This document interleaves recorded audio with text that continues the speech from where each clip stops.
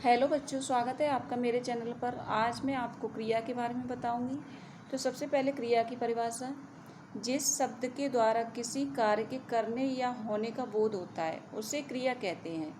Example में देखिए, जैसे पढ़ना, खाना, पीना, जाना इत्यादि।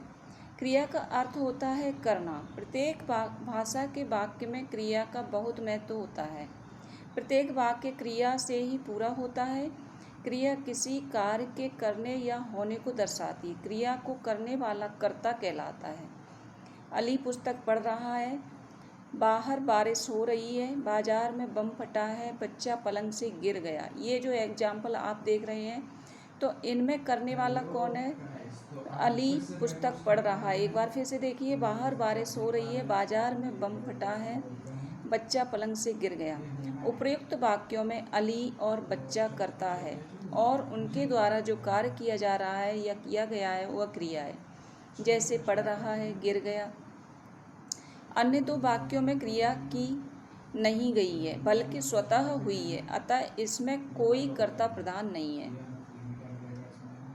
वाक्य में क्रिया का इतना अधिक महत्व होता है कि कर्ता अथवा अन्य योजकों का प्रयोग न होने पर भी केवल क्रिया से ही वाक्य का अर्थ स्पष्ट हो जाता है। जैसे नंबर 1 पानी लाओ, नंबर 2 चुपचाप बैठ जाओ, नंबर 3 रुको, नंबर 4 जाओ। ये आपने 4 एग्जाम्पल देखे। अतः कहा जा सकता है कि जिन शब्दों से किसी काम के करने या होने का पता चले उन्हें क्रिया कहते हैं।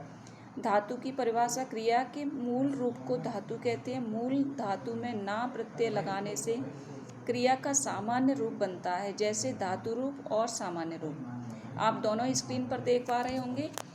धातु रूप में आप देखिए, बोल, पढ़, घूम, लिख, गा, हंस, देख, आन आदि। सामान्य रूप में देखिए, बोलना, पढ़ना, घूमना, लिखना, गाना, हंसना, देखना आदि। क्रिया के भेद में देखिए, संरचना या प्रयोग के आधार पर क्रिया के भेद। संरचना या प्रयोग के आधार पर क्रिया के भेद इस प्रकार हैं। नंबर 1 संयुक्त क्रिया, नंबर 2 नाम धातु क्रिया, नंबर 3 प्रेरणार्थक क्रिया, नंबर 4 पूर्वकालिक क्रिया और नंबर 5 मूल क्रिया, नंबर 6 नामिक क्रिया, नंबर 7 समस्त क्रिया, नंबर 8 सामान्य क्रिया, नंबर 9 सहायक क्रिया, नंबर 10 सजातीय क्रिया, नंबर 11 विधि क्रिया। तो नंबर 1 में हम देखेंगे संयुक्त क्रिया। जो क्रिया 2 या 2 से अधिक धातुओं से मेल से बनती है उसे संयुक्त क्रिया कहते हैं। दूसरे शब्दों में 2 या 2 से अधिक क्रियाएं मिलकर जब किसी एक पूर्ण क्रिया का बोध कराती है तो उन्हें संयुक्त क्रिया कहते हैं। जैसे एग्जाम्पल देखिए, बच्चा विद्यालय से लौट आया, किशोर रोने लगा, वह घर पहुंच गया। उपर्युक्त वाक्यों में एक से अधिक क्रियाएं हैं। जैसे लौट आया, रोने लगा, पहुंच गया। यहाँ ये सभी क्रियाएं मिलकर एक ही कार्य पूर्ण कर रही हैं, अतः ये संयुक्त क्रिया है। इस तरह से ये संयुक्त क्रिया में आएगा। इस प्रकार जिन वाक्यों की एक से अधिक क्रियाएं मिलकर एक ही कार्य पूर्ण करती हैं उन्हें संयुक्त क्रिया कहते हैं। संयुक्त क्रिया में पहली क्रिया मुख्य क्रिया होती है तथा दूसरी क्रिया रंजक क्रिया होती है। रंजक क्रिया मुख्य क्रिया के साथ जुड़कर अर्थ में विशेषता लाती है। जैसे एग्जाम्पल देखिए, माताजी बाजार से आ गई। इस वाक्य में आ मुख्य क्रिया है तथा गई रंजक क्रिया। दोनों क्रियाएं मिलकर संयुक्त क्रिया आना का अर्थ दर्शा रही हैं। विधि और आज्ञा को छोड़कर सभी क्रियापद 2 या अधिक क्रियाओं के योग से बनते हैं, किंतु संयुक्त क्रियाएं इनसे भिन्न हैं, क्योंकि जहाँ एक ओर साधारण क्रियापद हो, रो, सो, खा इत्यादि धातुओं से बनती हैं, वहाँ दूसरी ओर संयुक्त क्रियाएं होना, आना, जाना, रहना, रखना, उठाना, लेना, पाना, पढ़ना, डालना, सकना, चुकना, लगना, करना, भेजना, चाहना इत्यादि क्रियाओं के योग से बनती हैं। इसके अतिरिक्त सकर्मक तथा अकर्मक दोनों प्रकार की संयुक्त क्रियाएं बनती हैं। जैसे अकर्मक क्रिया से लेट जाना, गिर पड़ना।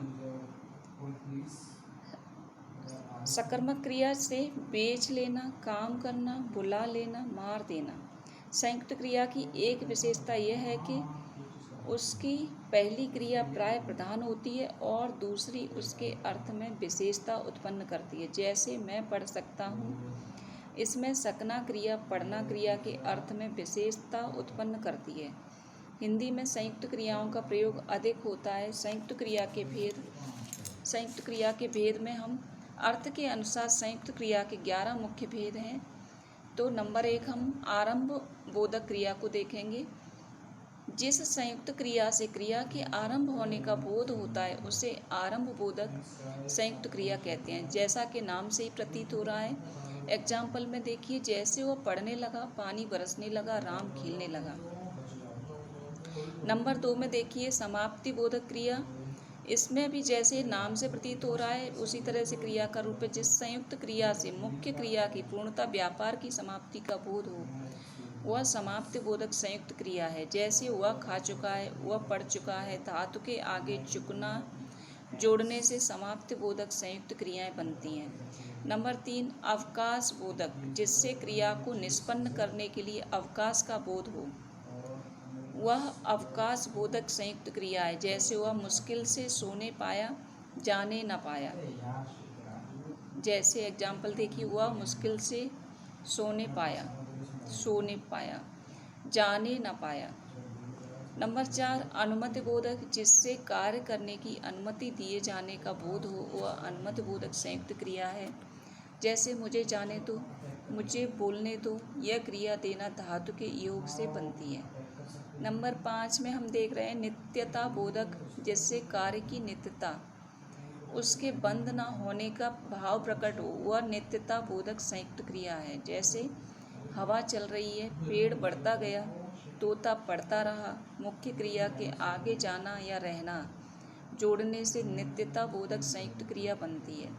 नंबर 6 आवश्यकता बोधक, जिससे कार्य की आवश्यकता या कर्तव्य का बोध हो वह आवश्यकता बोधक संयुक्त क्रिया है। जैसे यह काम मुझे करना पड़ता है, तुम्हें यह काम करना चाहिए। साधारण क्रिया के साथ पढ़ना होना चाहिए क्रियाओं को जोड़ने से आवश्यकता बोधक संयुक्त क्रियाएं बनती हैं। नंबर 7 निश्चय बोधक, जिस संयुक्त क्रिया से मुख्य क्रिया के व्यापार की निश्चयता का बोध हो उसे निश्चय बोधक संयुक्त क्रिया कहते हैं। जैसे वह बीच ही में बोल उठा, उसने कहा मैं मार बैठूंगा, वह गिर पड़ा, अब दे ही डालो। इस प्रकार की क्रियाओं का पूर्णता में नित्यता का भाव वर्तमान है। नंबर 8 इच्छा बोधक क्रिया। सारी क्रियाएं क्रिया के नाम से ही प्रतीत हो रही हैं कि जिस तरह से नाम है उसी तरह से उनका कार्य है। इससे क्रिया के करने की इच्छा प्रकट होती है। जैसे वह घर आना चाहता है, मैं खाना चाहता हूँ। क्रिया के साधारण रूप में चाहना क्रिया जोड़ने से इच्छा बोधक संयुक्त क्रियाएं बनती हैं। नंबर 9 अभ्यास बोधक क्रिया। इससे क्रिया के करने के अभ्यास का बोध होता है। सामान्य भूतकाल की क्रिया में करना क्रिया लगाने से अभ्यास बोधक संयुक्त क्रियाएं बनती हैं। जैसे यह पढ़ा करता है, तुम लिखा करते हो, मैं खेला करता हूँ। नंबर 9 शक्ति बोधक। इससे कार्य करने की शक्ति का बोध होता है। जैसे मैं चल सकता हूँ, वह बोल सकता है। इसमें सकना क्रिया जोड़ी जाती है। नंबर 11 में आप देखिए पुनरुक्त संयुक्त क्रिया। स्क्रीन पर आपको ये सब नज़र आ रहा होगा, आप देख पा रहे हैं। पुनरुक्त संयुक्त क्रिया जब दो समानार्थक अथवा समान ध्वनि वाली क्रियाओं का संयोग होता है तब उन्हें पुनरुक्त संयुक्त क्रिया कहते हैं। जैसे वह पढ़ा लिखा करता है, वह यहाँ प्राय आया जाया करता है। पड़ोसियों से बराबर मिलते जुलते रहो। नंबर 2 नाम धातु क्रिया। संज्ञा अथवा विशेषण के साथ क्रिया जोड़ने से जो संयुक्त क्रिया बनती है उसे नाम धातु क्रिया कहते हैं। इसके एग्जाम्पल देखिए, जैसे लुटेरों ने जमीन हथिया ली, हमें गरीबों को अपनाना चाहिए। उपयुक्त वाक्यों में हथियाना तथा अपनाना क्रियाएं हैं और ये हाथ संज्ञा तथा अपना सर्वनाम से बनी हैं, अतः ये नाम धातु क्रियाएं हैं। इस प्रकार जो क्रियाएं संज्ञा, सर्वनाम, विशेषण तथा अनुकरणवादी अनुकरणवाची शब्दों से बनती हैं वे नाम धातु क्रियाएं कहलाती हैं। संज्ञा, सर्वनाम, विशेषण तथा अनुकरणवाची शब्दों से निर्मित कुछ नाम धातु क्रियाएं इस प्रकार हैं। आप देखिए एग्जाम्पल में संज्ञा शब्द और नाम धातु क्रिया। शर्म, शर्माना, संज्ञा से शब्द बनाए, संज्ञा शब्द से शब्द बनाए शर्म, नाम धातु में इसका हो जाएगा शर्माना। लोभ, लुभाना, बात, बतियाना, झूठ, झुटलाना, लात, लत्याना, दुख, दुखाना।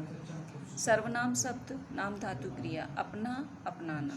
विशेषण शब्द नाम धातु क्रिया में हम देखेंगे विशेषण में साठ, नाम धातु में सठियाना, तोतला, तुतलाना, नरम, नरमाना, गरम, गरमाना, लज्जा, लजाना, लालच, ललचाना, फिल्म, फिल्माना। अनुकरणवाची शब्द और नाम धातु क्रिया में हम देखेंगे अनुकरणवाची शब्द में देखिए थप थप, नाम धातु क्रिया में थपथपाना, थर थर, थरथराना, कप कप, कपकपाना, टन टन, टनटनाना, बड़बड़, बड़बड़ाना, खटखट, खटखटाना, घर घर, घरघराना। द्रष्टव्य नाम बोधक क्रियाएं संयुक्त क्रियाएं नहीं हैं। संयुक्त क्रियाएं दो क्रियाओं के योग से बनती हैं और नाम बोधक क्रियाएं संज्ञा अथवा विशेषण के मेल से बनती हैं। दोनों में यही अंतर है। बच्चों, आपको ये वीडियो कैसा लगा कमेंट ज़रूर करना। वीडियो को लाइक करें और सब्सक्राइब करें। Thank you.